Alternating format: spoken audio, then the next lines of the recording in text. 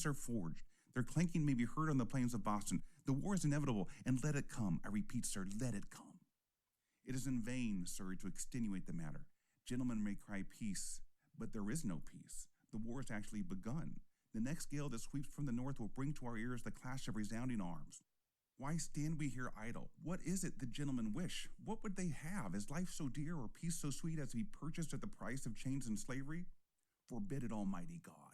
I know not what course others may take, but as for me, give me liberty or give me death. It's great stuff. Now, I would be remiss, I would be failing at my job if I didn't point out something. Patrick Henry was a slave owner. He was a Virginian, he was a slave owner. And when Patrick Henry is trying to make the point of how badly England is treating the colonists, what does he say? He says, is life so dear or peace so sweet as to be purchased at the price of chains and slavery? He understands fully what slavery is. Can he not see it in his own life? Maybe, maybe not. That's really not our problem to wrestle with. That's his problem to wrestle with. But I just wanted to make the point. Too often we look back and we kind of give, this generation a pass. It's like, well, they didn't know slavery's wrong. It doesn't take a rocket scientist to realize slavery's wrong. And oddly enough, the loudest cries for freedom came from the owners of slaves. And whenever the founders wanted to make the point that England was treating us poorly, the example they'd always use is that England was treating the colonists like slaves. So use that information how you will. The rhetoric is getting heated. By the way, this is sort of the ideas of the Enlightenment, like we talked about, but it's the oratory of the Great Awakening. Right? That's the point we were trying to make when we talked about the Enlightenment and the Great Awakening. One more thing before we get to the Declaration of Independence, and that is Tom Paine's Common Sense. I could tell you, and it would be true, that Common Sense was the most, the best-selling pamphlet in American history. But, we're not exactly a pamphlet country. But it was hugely successful. Tom Paine himself was not a great businessman. He failed at most of the things he did. But he was a true revolutionary. He was a true progressive. He was a true radical. And he had the good fortune of making a friend with Ben Franklin. And if you're going to make a friend, Ben Franklin is about the best friend to have, other than maybe George Washington. And so Tom Paine writes this pamphlet called Common Sense. And the thesis is right there in the title, right? The thesis isn't some high-minded kind of political science, philosophical argument. Tom Paine makes the point that, we should declare our independence from England because it just makes common sense. I put a bunch of quotes there, but I think it is not the most poetic quote, but I think it's the quote that captures the thesis and captures what Tom Paine was trying to communicate, and that is, quote, I challenge the warmest advocate of reconciliation with England to show a single advantage that this continent can reap by being connected with Great Britain. Our corn will fetch its price in any market in Europe. That quote, right? Our corn will fetch its price in any market in Europe. That's not the kind of thing you want to get a tattoo of or a quote you want to put up on your refrigerator because, it's kind of lame. But that is kind of the thesis. He says, we don't need England. Europe isn't buying our stuff because we're associated with England. Europe is buying our stuff because it's good stuff. A few of the other quotes. A long habit of not thinking anything wrong gives it a superficial appearance of being right and raises at first a formidable outcry in defense of custom. Boy, how true is that? Look, I'm old now. I'm 51. You guys are young. And the tension between generations usually comes down to how we view change, right? It's also one of the dividing lines in our politics, how you view change. Are you comfortable with change? Do you welcome change, or are you afraid of change, and are you grumpy about change?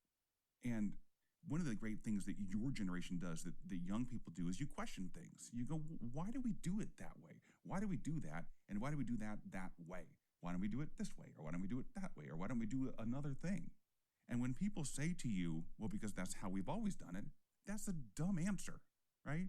That's not a good defense of why you do something because you've always done it. Now, it's not a good defense to change just to go, hey, we should change something, right? You should be able to show some sort of evidence that maybe the change will lead to improvement. And so I don't believe in sticking to something just because it's been there, nor do I believe in throwing something away just because something new comes along. I believe in, change is inevitable, but improvement isn't. Measure twice, cut once. Anyway, A long habit of not thinking anything wrong gives it a superficial appearance of being right and raises at first a formidable outcry in defense of custom. So a lot of people they were comfortable in their relationship with England and, why rock the boat? I love this quote. This might be the best summary of America in a sentence, at least the aspiration of America. In America, the law is king. For in absolute governments, the king is law, right? In America, the law is king. In England, the king is law. In America, the law is king. In name your country, the dictator is law, right? This is the summary of what the rule of law is. Everybody is subject to the law. Nobody is above the law. Nobody is below the law. In a monarchy, we are subject to the monarch.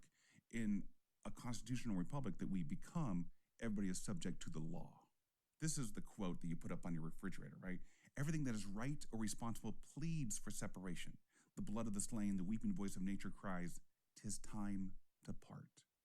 It's just common sense, he says. It's just common sense. Europe will still buy our stuff. We reap no benefit. We will be fine. We can rule ourselves. We don't need England. We don't need the English Empire. And this pamphlet sells like hotcakes. If you didn't own it, you borrowed it from somebody or you heard somebody talking about it. All the colonists, most of the colonists, the overwhelming majority of the colonists knew that this pamphlet existed. And this shows you that, over the course of the previous decade or so, the colonists had gone from sort of having some problems with England to actually getting to the point where they were going to declare their independence. And Tom Paine plays an enormous role in this. There was two people in the 18th century, Edmund Burke and Tom Paine. Tom Paine, as you know, is colonist and then eventually an American and a revolutionary. He is, by any sane definition, a progressive. Edmund Burke is a member of the English Parliament, and he is, to me anyway, he's the OG of conservatism.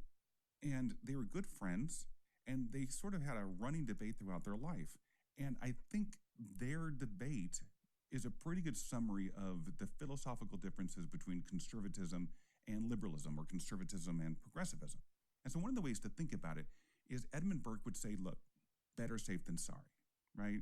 Don't change things because you might screw it up.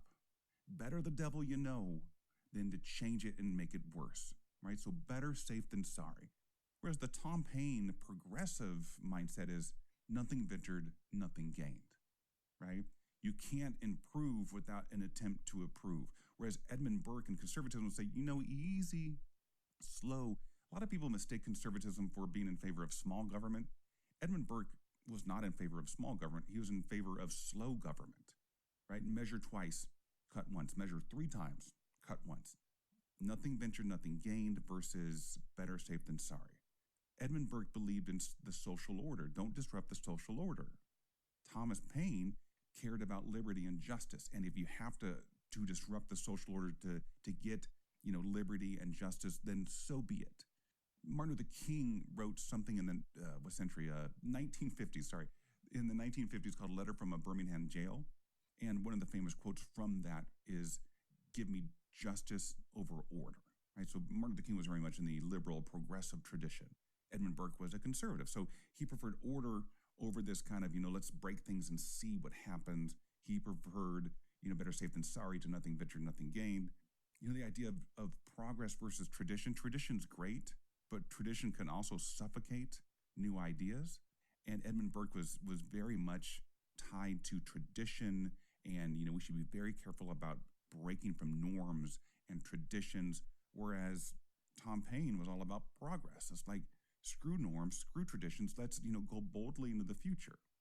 Another way of thinking about this is Edmund Burke and Tom Paine, these two phrases kind of summarize each of them. One of them is, things could be a lot better, or things could be a lot worse.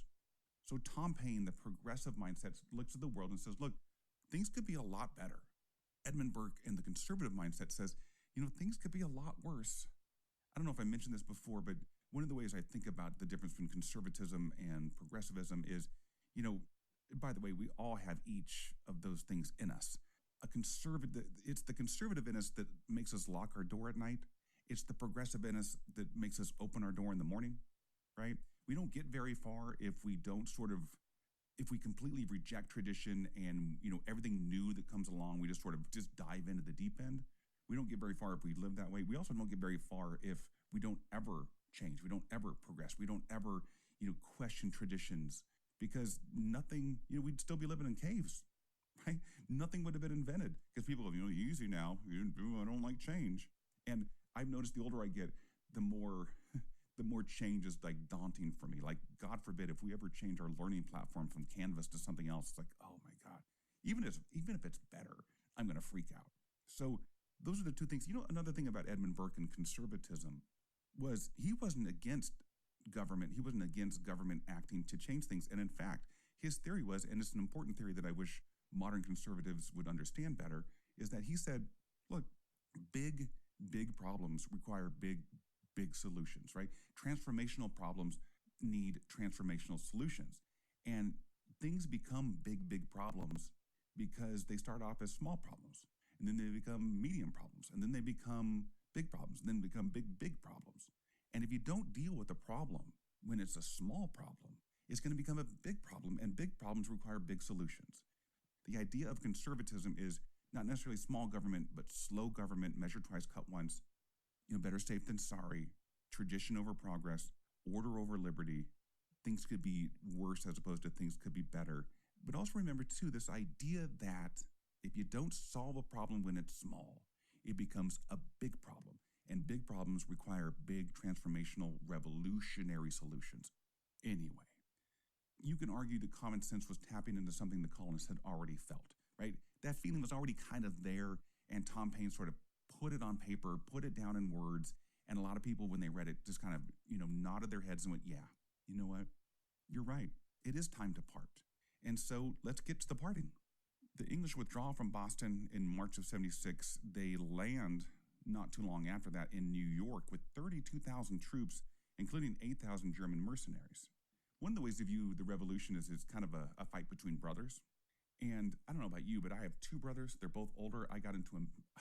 I've been in probably too many fights in my life, but a majority of the fights I've been in were with my brothers. But here's the thing, and if you have brothers, you've got into fights with brothers. That's just how life works. But here's the thing I'm guessing in your family is that, yes, you've gotten into a fight with your brother, but your brother didn't bring a hired mercenary with him, right? That's usually not how it works. And so the fact that England hired 8,000 German mercenaries and brought this to what was basically a brotherly fight, that always stuck in our craw. That really stuck in Washington's craw.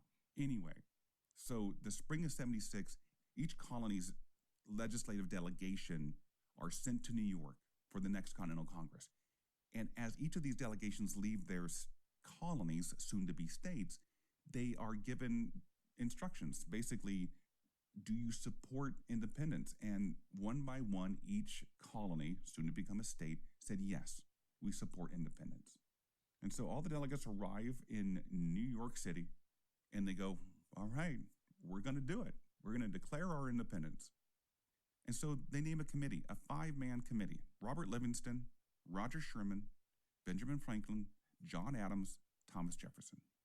Roger Sherman and Robert Livingston are not household names, but they had, illustrious political careers. They were part of that founding generation. And look, if the only thing you have on your resume is that you co-wrote the Declaration of Independence, that is still a hell of a resume. But the main writing of the Declaration of Independence fell on 3 men: Franklin, Adams, and Jefferson. Now, Jefferson gets, 90% of the credit, but he only deserves about maybe 35% of the credit. It was essentially Franklin's ideas, Adams' ideas, Jefferson's ideas too, but it was Jefferson's prose. You know what I mean? So it was mainly Franklin and Adams' ideas, and Jefferson sort of put those into the poetry that we sort of revere to this day. But it's the ideas of Franklin and Adams, and to a lesser degree Jefferson, but with the prose and poetry of Thomas Jefferson. And as we go through this, remember, Thomas Jefferson owned slaves, okay? And he wrote a document that not only inspired Americans, and I don't know about you, but still inspires Americans, it inspired the world. September of 1945, a young man named Ho Chi Minh, the leader of a nationalist movement in Vietnam, stood up on a stage in Saigon, now Ho Chi Minh City, and said, "We hold these truths to be self-evident, that all men are created equal." And what Ho Chi Minh was doing in 45 was asking for U.S. help, like basically going, look, you know that thing you guys did a couple hundred years ago? We want to do that too. Help us. Now, spoiler alert, we didn't help. We ended up hurting, and it becomes the Vietnam War, but that's a story for another class. Anyway, let's go through the declaration. When in the course of human events it becomes necessary for one people to dissolve the political bands which have connected them with another, and to assume among the powers of the earth the separate and equal station to which the laws of nature and of nature's God entitled them, a decent respect to the opinions of mankind requires that they should declare the causes which impel them to separation. We hold these truths to be self-evident, that all men are created equal, that they are endowed by their Creator with certain unalienable rights, that among these are life, liberty, and the pursuit of happiness. That to secure these rights, governments are instituted among men, deriving their just powers from the consent of the governed. That whenever any form of government becomes destructive of these ends, it is the right of the people to alter or to abolish it, and to institute new government. It's the best. It doesn't get any better than that. But let's pull this apart a little bit. Let's do a few callbacks to conversations we've had previously. You look up there, the separate and equal station to which the laws of nature and of nature's God. Nature's God. This is the deist God. This is not the Puritan God. This is not the Quaker God. This is not the Anglican God. This is not the Methodist God. This is not the Baptist God. It's the deist God. It's the clockmaker theory of God. Yes, there's a creator, there's a God, but God does not intervene in day-to-day affairs. Right? So that's the first thing. That's the first callback. We hold these truths to be self-evident. Self-evident is just obvious, that we are all created equal, that we are all endowed by our creators with certain unalienable rights. This is the Lockean idea, right? John Locke and natural rights. That among these are, I love that phrase, that among these are. He's not saying this is an exhaustive list. He's saying that, look, there's a lot of shit on this list, and here's three. Life, liberty, remember, Locke said property, Jefferson changes it to the pursuit of happiness. And he says that to secure these rights, governments are instituted among men, deriving their just power from the consent of the governed. Think of how radical that is, right? Think of how radical that is. Where does government power come from? It comes from us. In monarchy, which was the dominant form of government for forever, the source of power comes from the divine right of kings, right? In America, Adams, Franklin, Jefferson say, no. The power the government has to rule is derived from the consent of the governed. This is such a radical idea. Now, it doesn't strike us as radical in 2020 because, we've been sort of rattling around with this idea for 240 years. But it's incredibly radical for the time. It is the full embracing of the Enlightenment. And this also sort of is a callback to Hobbes and the Leviathan and the state of nature, right? This idea that in a state of nature, it's a brutish, brutal affair, all against all, and that we enter into a social contract. And that social contract, that to secure these rights, governments are instituted among men, deriving their just powers from the consent of the governed, right? So it's the Lockean notion of natural rights, that we are endowed with these rights. We are born with these rights. Nobody gives us these rights. What our government says is that we won't take those rights away. You already have them. We vow to protect them. And think of how radical that last bit is. That whenever any form of government becomes destructive of those ends, it is the right of the people to alter or to abolish it and to institute new government. Again, this doesn't sound radical, but it's incredibly radical. In an age of monarchy, in an age of often absolute monarchy, the idea that a government has a responsibility to the people, that in and of itself is radical. That the responsibility the government has to the people is to protect life, liberty, and the pursuit of happiness, among others, that too is radical. That the idea that the government that exists to protect those rights that we are naturally endowed with comes from a government that gets its power from the consent of the governed, that's also radical. The idea that if the government fails to do those things that it is supposed to do, then it is our right, the people's right, to alter or abolish it and to institute new government. That's what Franklin, Adams, Sherman, Livingston, and Jefferson are doing. They're saying, look, England, you are failing to live up to this, and we are going to abolish your government and institute our own. Now, I didn't include it there because it's long and boring and sort of pointless, but if you've ever read the Declaration of Independence, look it up. And you will see this part of the Declaration of Independence, which is the poetic, part that sort of is inspiring.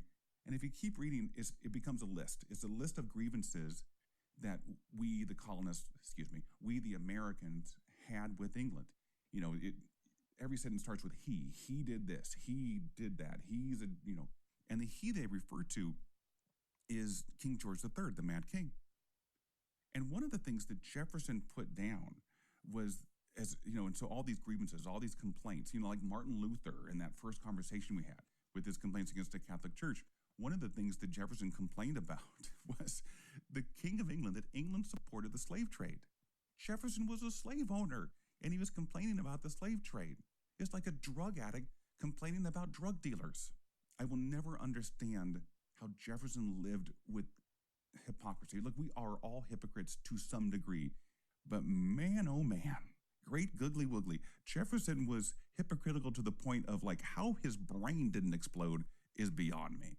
They signed the Declaration of Independence. They declare their independence. We are no longer 13 colonies. We are one nation called the United States of America, and it's on.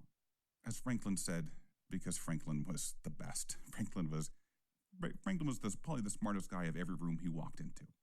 Quote, "We must indeed all hang together, or most assuredly, we will all hang separately." See what he did there? Could we say this all, let's hang out, let's hang together. Well, there's a little double entendre there, right? We need to band together, otherwise we'll hang. In other words, they'll kill us separately. Franklin understood what we were doing. All those guys understood that, this is a big deal. Declaring independence is an act of treason. We committed treason. The punishment for treason is death. The men that signed that document were committing treason and potentially opening themselves up to be executed by England. We must hang together or we'll hang separately. John Hancock, you've ever seen the signatures. John Hancock signs a gigantic signature. He signs such a huge signature that sometimes we use it as an analogy. It's like, if somebody asks you to sign something, say, hey, put your John Hancock on there.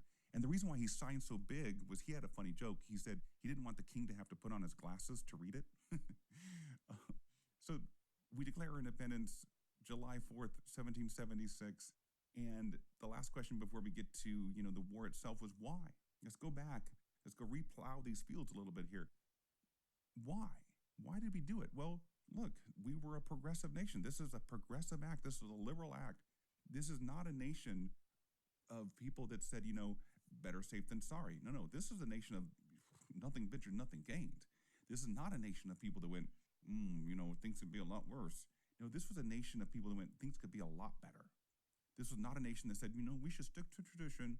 This was a nation that said, let's open this door. Let's go boldly into the future. Let's open that door and see what happens.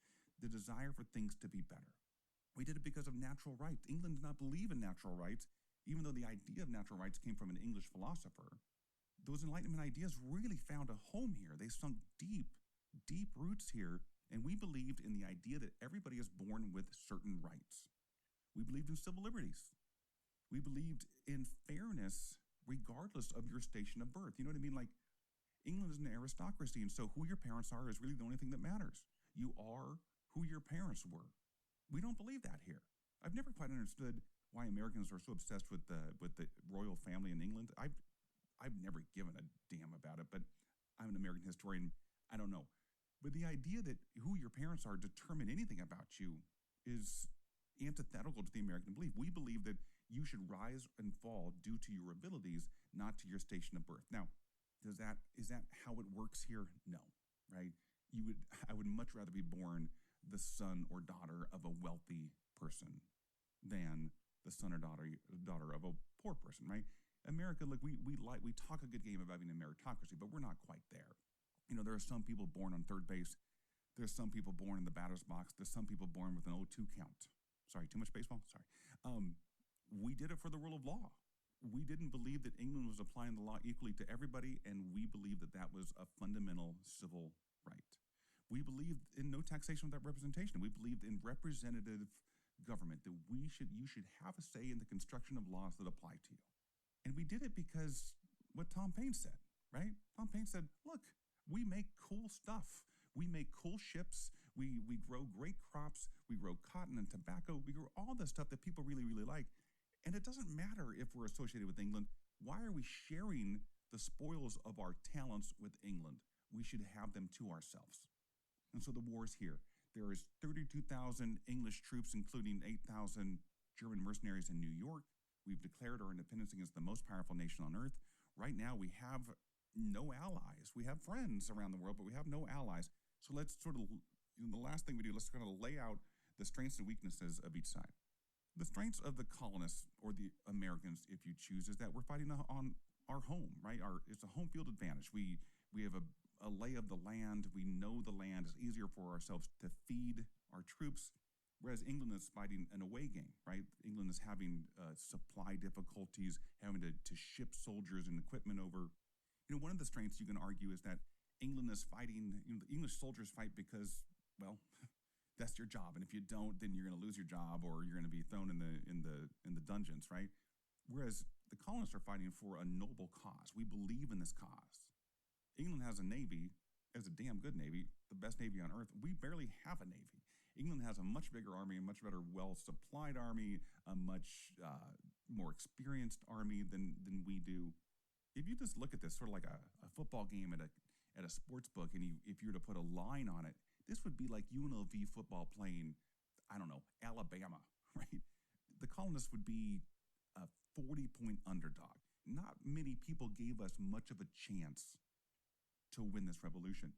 Now, a huge advantage we had that you probably never think about is that, how do we win? What does winning look like? One of the things I always want Americans to think about with any war America ever gets into is, how do you define winning? Like, I think one of the huge problems with the Bush administration 20 years ago, man, it's crazy that was 20 years ago, with the wars in Afghanistan and Iraq, is that it was never entirely clear to me how we'd know when we won. Right? Have you ever thought about that? We still have troops in Iraq and Afghanistan, and how will we know that we've won? And if you don't know the answer to that, that's a problem. How do the colonists, how do the Americans know they've won? Well, what do we want? We just want to be an independent nation. So each day that we don't lose, we win. That makes sense, right? We just have to not lose. We just have to exist. Every day that we exist, every day that Washington has an army, and then we have, our central government, we win.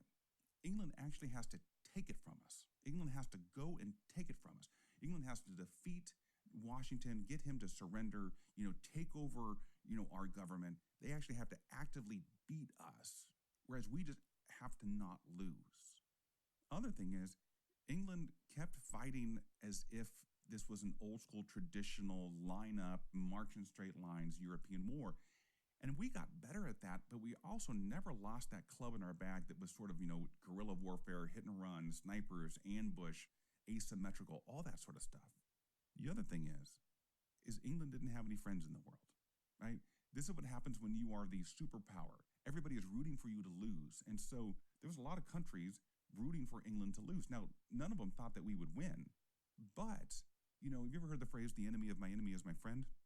If you haven't, now you have. The enemy of my enemy is my friend. And so if you're France in particular, to a lesser degree Spain, well, France and England are enemies, not frenemies, enemies. 20th century, they find themselves allies most of the time, and they still do today.